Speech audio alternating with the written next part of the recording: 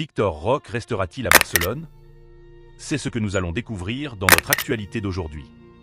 Ensuite, nous parlerons du départ d'Oriol Romeu, de Lamine Yamal, de Julián Álvarez qui vient de rejoindre l'Atlético de Madrid et d'autres sujets passionnants. Avant de commencer, pensez à vous abonner. Tout d'abord, souhaitons un joyeux anniversaire à Dani Ceballos qui fête ses 28 ans. Joyeux anniversaire à lui. Mercredi dernier, l'équipe de Pep Guardiola a rejoint le bateau pour la prochaine saison. Voici les photos. Savino est en pleine forme pour cette nouvelle saison. Florentino Pérez et son équipe sont de retour au bercail. De plus, Olmo a rejoint Barcelone pour une somme astronomique de 62 millions d'euros. On verra bien s'il mérite vraiment ce prix.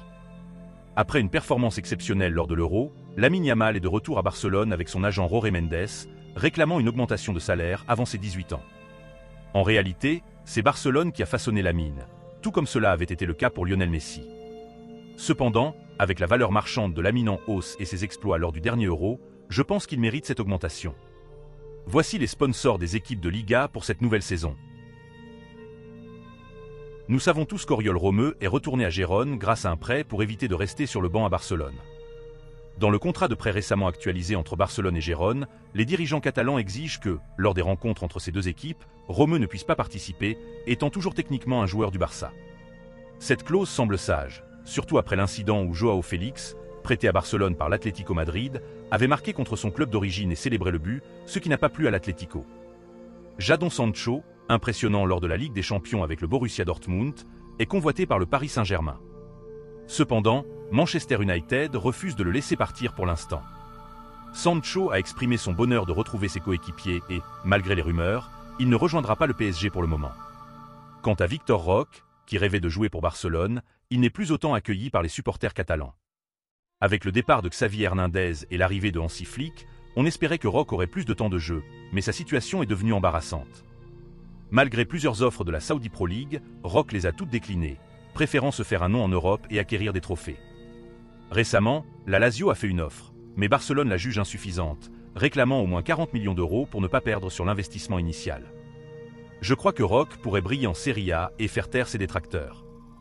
Rodri a écopé d'un match de suspension par l'UEFA pour avoir chanté « Gibraltar est espagnol » lors des célébrations de l'Euro 2024 en Espagne. Guido Rodriguez a rejoint West Ham en tant qu'agent libre après avoir quitté le Real Betis. Enfin, l'Atlético de Madrid vient de recruter Julián Álvarez pour la prochaine saison pour une somme de 95 millions d'euros.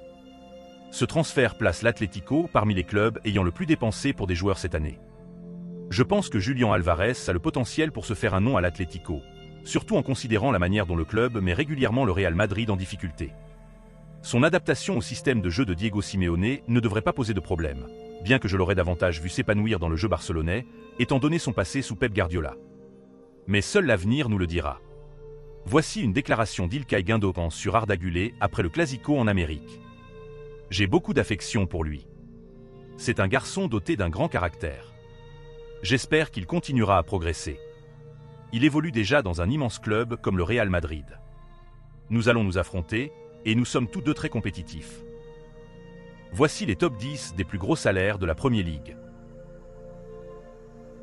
Voici une déclaration de Raheem Sterling sur la nouvelle saison. Je me concentre sur le fait d'aider l'équipe de toutes les manières possibles, pas seulement avec le ballon, mais aussi sans. C'est crucial en tant que collectif.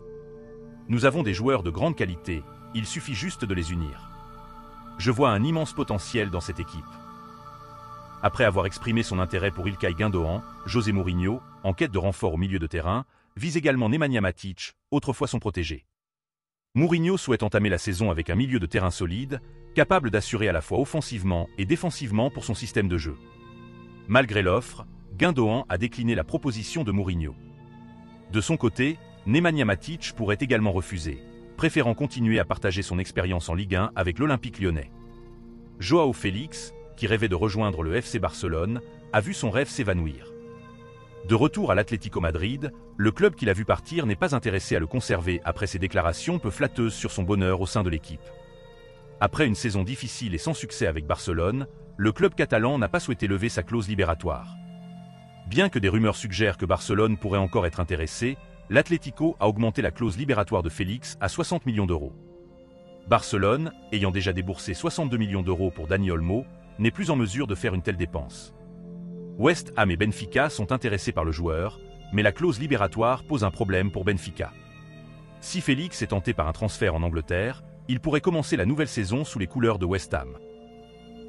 Cuti Romero, très convoité par les grands clubs européens, a vu sa valeur marchande grimper depuis la Coupe du Monde 2022. Il a de nouveau prouvé son talent lors de la récente Copa América avec l'Argentine. Actuellement défenseur à Tottenham, il est fortement sollicité par le Real Madrid. Toutefois, il a dû décliner les avances de Florentino Pérez. Le Real Madrid n'aurait pas ressenti le besoin de recruter un nouveau défenseur central si David Alaba n'avait pas été blessé. Malheureusement pour eux, Tottenham a refusé l'offre madrilène, les dirigeants du club anglais ayant décidé de ne pas se séparer de Romero, qui joue un rôle clé dans leur défense. Selon les sources, Madrid aurait proposé 50 millions d'euros pour s'attacher les services de Romero, mais cette offre a été fermement rejetée. De plus, Romero lui-même n'est pas disposé à quitter Tottenham pour Madrid. Dans une récente interview, Romero a expliqué les raisons de son choix. « Je m'efforce toujours de jouer à mon meilleur niveau. J'ai beaucoup de respect pour Tottenham. Ils m'ont toujours beaucoup soutenu ici, donc j'aime jouer ici. Je ne pense pas aux autres clubs ou à leurs possibilités. Je sais qu'il y a beaucoup de discussions sur un éventuel transfert, mais je reste calme. Dans mon club, je joue différemment de l'équipe nationale, plus vers l'avant. Il me reste encore des années en Europe et je veux voir où je peux aller. J'espère que cette année, nous pourrons gagner un titre à Tottenham. » En réalité, Romero ne peut pas accepter l'offre madrilène car il est déterminé à remporter un titre avec son club. Bien que ce soit un défi pour Tottenham de gagner la Premier League, ce n'est pas impossible. Cependant, beaucoup de travail reste à faire, surtout avec des entraîneurs comme Mikel Arteta, Enzo Maresca et Erik ten Hag qui sont tous prêts à faire la différence dans cette nouvelle saison qui approche. La semaine dernière, l'ancien défenseur madrilène Pepe a annoncé sa retraite du football professionnel. Le Real Madrid lui a souhaité tout le meilleur pour l'avenir et bonne chance en dehors du terrain. Âgé de 41 ans, Pepe nous a offert un Euro exceptionnel et il a énormément contribué au football. Selon moi, Pepe est l'un des meilleurs défenseurs que le Real Madrid et la Liga espagnole aient jamais connu. C'est un peu triste de penser que le monde du football ne verra plus jamais un défenseur de son envergure. Profite bien de ta retraite, grand joueur. Cristiano Ronaldo a partagé un message touchant en hommage à son ancien coéquipier Pepe. Sous une photo de deux, il a écrit « Pas de mots pour exprimer à quel point tu comptes pour moi, mon ami. Nous avons gagné tout ce qu'il y avait à gagner sur le terrain, mais le plus grand exploit, c'est l'amitié et le respect que j'ai pour toi. Tu es unique, mon frère. Merci pour tant de choses. » Pour conclure notre actualité d'aujourd'hui, Lisandro Martinez et Garnacho ont été félicités et récompensés pour leur excellent travail lors de la Copa América.